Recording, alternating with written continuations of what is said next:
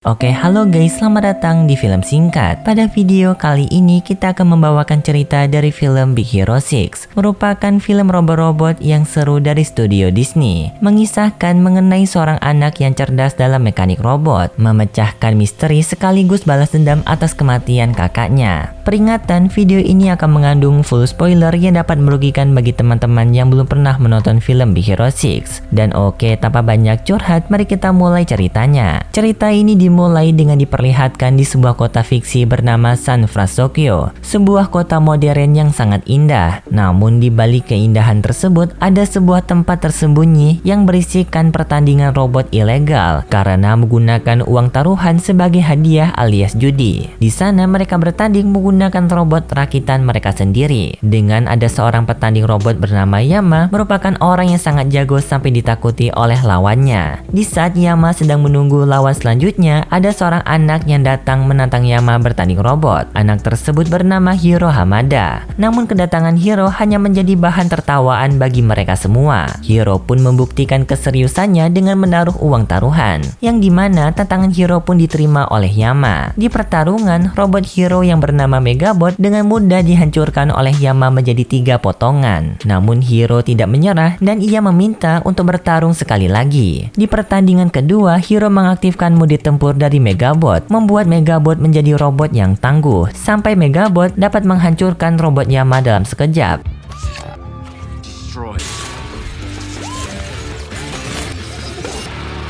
Dan karena kekalahan Yama, ia pun marah terhadap Hiro dengan menyuruh anak buahnya menghajar Hiro. Tetapi untungnya di saat itu, kakak laki-laki Hiro bernama Tadashi datang membantu Hiro. Tadashi pun membawa Hiro menggunakan motornya. Di sana, Tadashi memarahi Hiro karena telah mengikuti pertandingan robot ilegal, yang seharusnya Hiro bisa memakai otak cerdasnya dalam melakukan hal yang lebih baik. Namun di tengah pelarian mereka dihadang sekaligus ditangkap oleh Pak Polisi atas tuduhan mengikuti taruhan pertandingan robot. Untungnya mereka berdua masih bisa dibebaskan setelah bibi mereka datang menjemput. Jadi Hiro dan Tadashi ini merupakan anak yatim piatu. Mereka hanya tinggal bersama dengan bibi mereka yang berjualan di kafe pribadinya. Setelah mereka sampai di rumah, ternyata Hiro masih belum menyesal. Ia mau melanjutkan pertandingan robot di tempat lain. Tadashi pun memutuskan untuk membantu Hiro, mengantarkannya ke tempat pertandingan karena Tadashi tidak mau terjadi hal buruk kepada adiknya.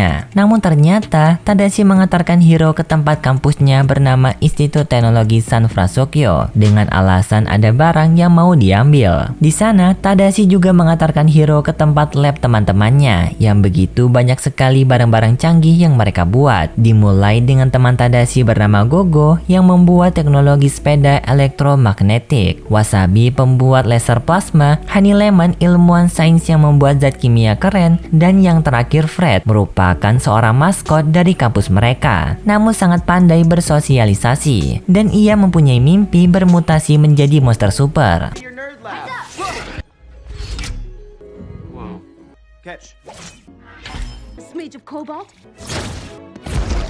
Not bad, Honey Lemon.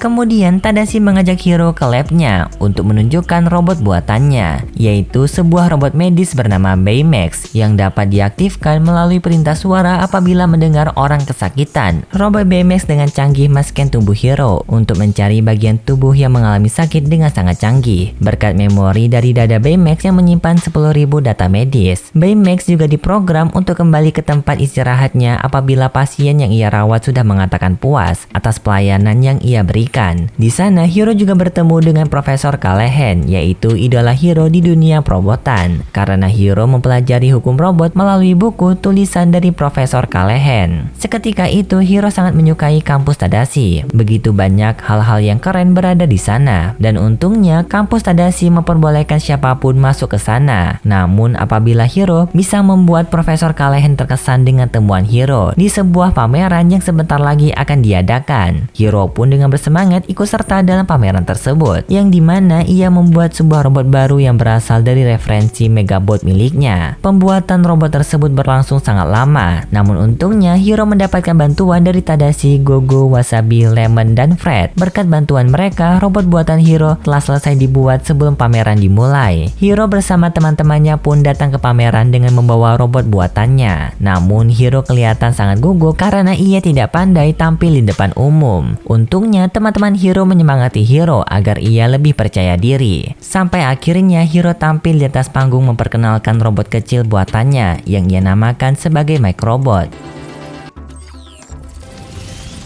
What used to take by one person, anywhere, imagination. Microbots.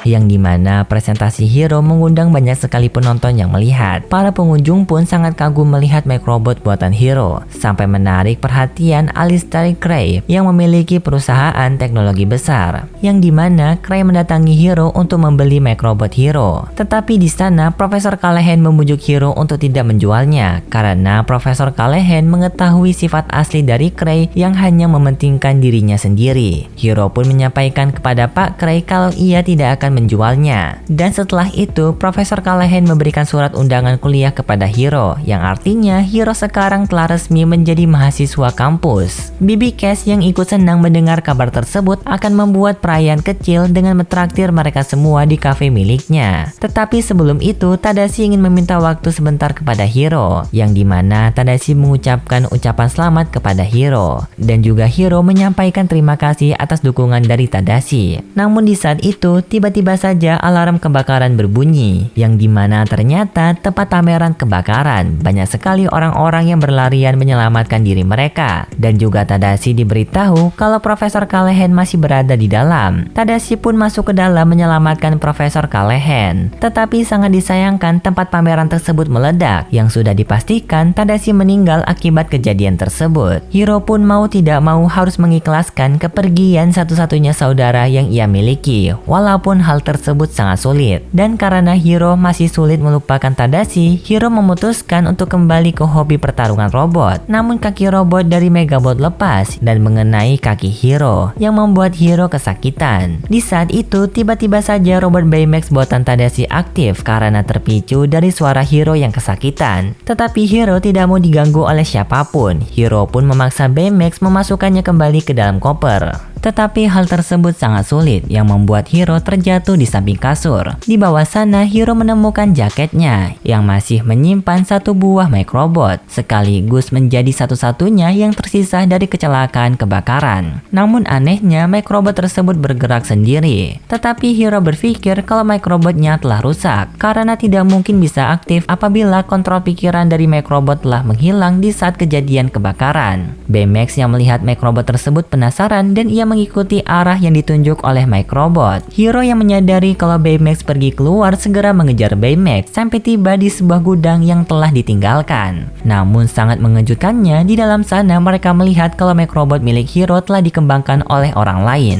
yang sudah memproduksi melebihi buatan Hiro. Namun di saat itu tiba-tiba saja semua Microbot aktif dan mengejar mereka berdua, yang ternyata sudah dikendalikan oleh seseorang misterius yang memakai topeng. Untungnya Hiro dan Baymax berhasil keluar dari gudang tersebut. Mereka berdua pun segera kembali ke rumah, sekaligus mengisi baterai Baymax yang sudah melemah. Di dalam kamar, Hiro mulai berpikir kalau kebakaran yang menyebabkan kakaknya meninggal merupakan ulah dari orang yang tadi memakai topeng, agar ia bisa mendapatkan Microbot milik Hiro. Merasa informasi mereka masih kurang, Hiro dan Baymax akan menyelidiki kasus ini lebih lanjut. Namun sebelum itu, Hiro akan memberikan peningkatan kepada Baymax berupa baju pelindung sekaligus memori pertarung, agar Baymax bisa melindungi mereka berdua. Setelah semuanya sudah siap, mereka kembali ke gudang milik penjahat bertopeng untuk mencarinya dengan menggunakan Microbot sebagai petunjuk arah, sampai menemukan penjahat tersebut yang habis kembali menyeberangi laut dengan membawa sebuah benda aneh yang berlambang burung walet. Namun di saat itu tiba-tiba saja Hiro dan Baymax dikejutkan oleh teman-temannya, dan kondisi semakin buruk karena si penjahat bertopeng mengetahui keberadaan mereka, yang terlihat ingin memusnahkan mereka menggunakan box kontra trainer.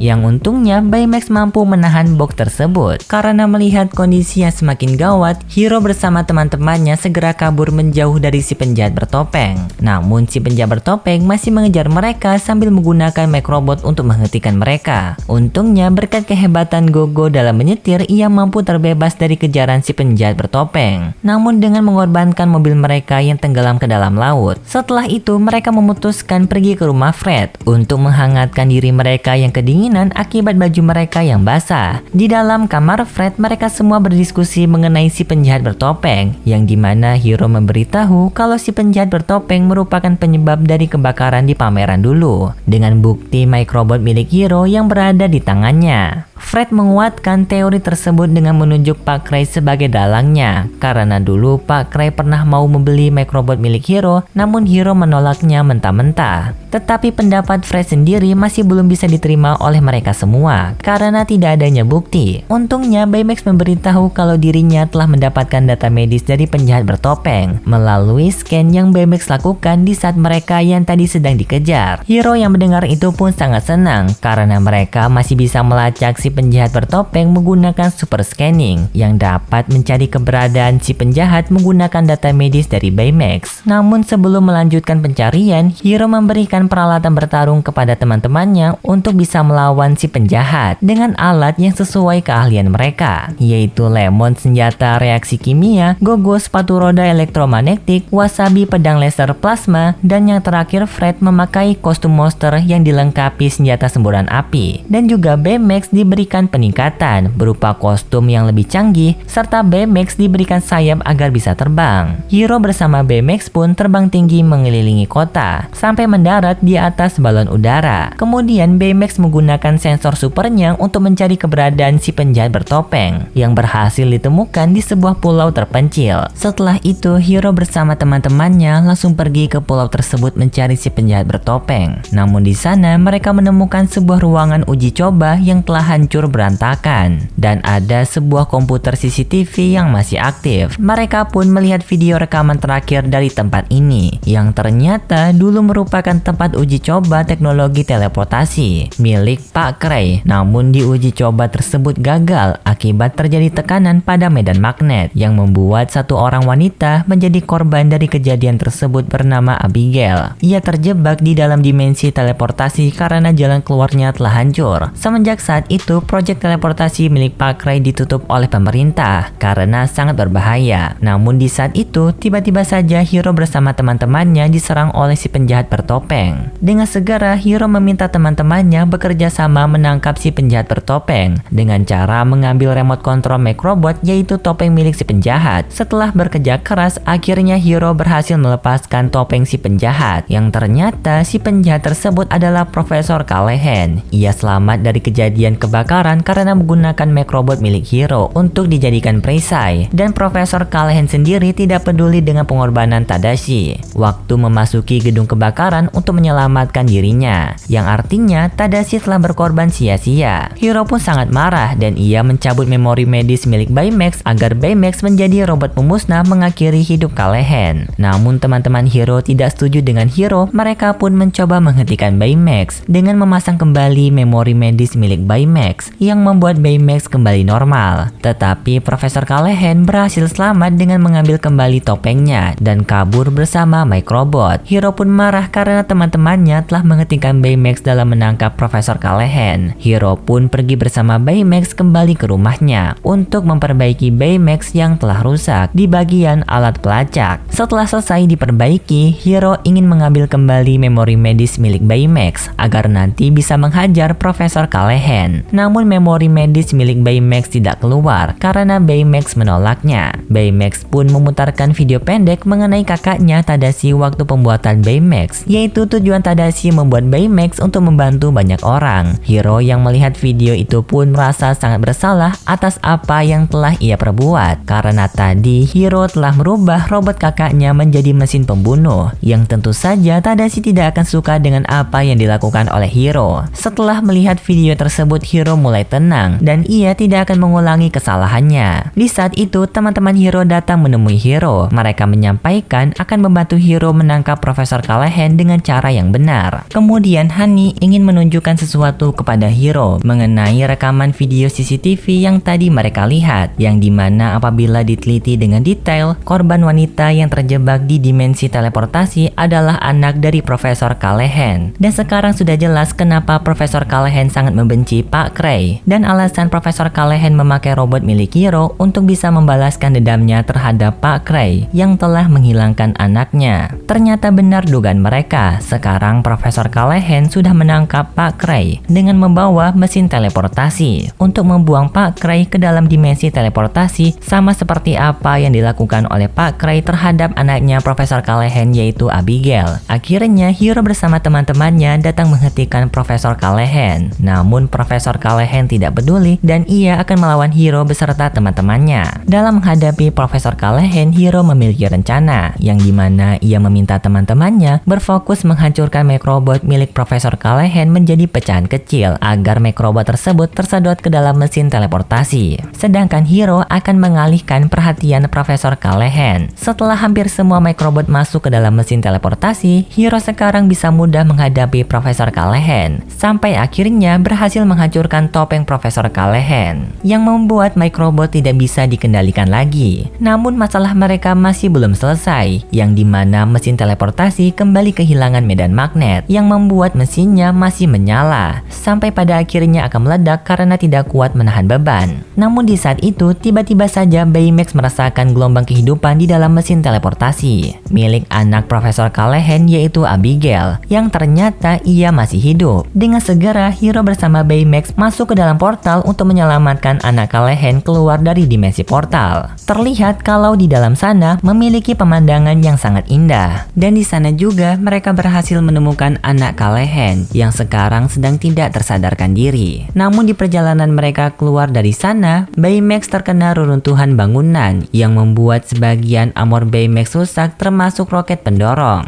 dan hanya menyisakan tinju roket milik Baymax. Mau tidak mau, Baymax harus mengorbankan dirinya demi bisa mengeluarkan Hiro beserta Abigail. Hiro pun sangat bersedih karena ia tidak rela kehilangan Baymax. Namun ia tidak memiliki pilihan lain. Hiro pun menyampaikan kata puas atas pelayanan Baymax, yaitu sebuah kata yang berhubungan dengan program akhir Baymax, agar Baymax bisa dinonaktifkan. Dan setelah itu, Baymax menyelamatkan mereka berdua dengan melontarkan tinju roketnya, membawa Hiro bersama Abigail keluar dari sana. Sedangkan Baymax perlahan masuk ke dimensi portal lebih dalam. Tidak lama kemudian, ambulan bersama polisi datang, yang dimana Putri Callahan yaitu Abigail segera dibawa ke rumah sakit, sedangkan Profesor Callahan akan dibawa ke kantor polisi. Kemudian pada keesokan harinya, Hiro bersama teman-temannya kembali ke aktivitas mereka, yaitu memasuki kelas perkuliahan, dan Hiro mendapatkan lab bekas dari kakaknya, sambil membawa tinju roket dari peninggalan Baymax sebagai kenangan. Namun tak disangka, di dalam genggaman tinju roket Baymax terdapat memori medis milik Baymax, yang artinya ingatan Baymax masih tersimpan di memori tersebut. Hiro pun mendapatkan harapan baru untuk mengembalikan Baymax, dan singkat cerita, Hiro merakit ulang tubuh Baymax melalui berkas milik kakaknya. Memori medis juga dimasukkan ke dalam tubuh Baymax yang baru, membuat Baymax kembali hidup dengan ingatan yang lama. Hiro pun sangat senang bisa bertemu kembali dengan Baymax. Dan kemudian pada malam harinya, kisah Hiro bersama teman-temannya menjadi superhero masih belum selesai, yang dimana mereka akan membantu banyak orang demi bisa menghidupkan impian Tadashi untuk membahagiakan semua orang. Dan film pun berakhir. Begitulah cerita dari film Big Hero 6 yang sangat masterpiece. Dan tidak heran film ini memenangkan Academy Awards untuk film animasi terbaik di 2015. Dengan kisah yang disajikan penuh akan makna, membuat film ini menjadi animasi yang sangat disukai oleh semua kalangan di dunia film, anak-anak maupun dewasa. Oke guys, sepertinya berakhir sudah video kali ini. Kalau kalian suka bisa like dan subscribe, dan sampai jumpa di video selanjutnya. Dadah!